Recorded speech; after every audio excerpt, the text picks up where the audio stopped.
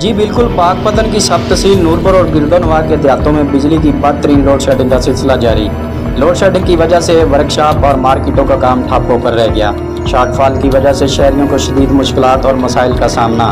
रमज़ान शरीफ का मुकद्दस महीना शुरू होते ही लोड शेडिंग भी अपने अरूज पर पहुँच गई, जिससे रोज़ेदार और मजदूर तबका मुतासर हुए।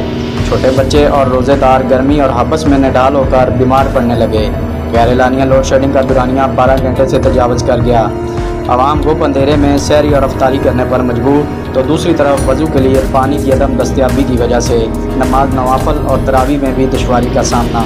इलाका मुकीनों ने एहतजाज करते हुए वाबदा हकाम से गैर एलानी लोड शेडिंग को फौरी ख़त्म करने का पुरजोर मुतालबा कर दिया।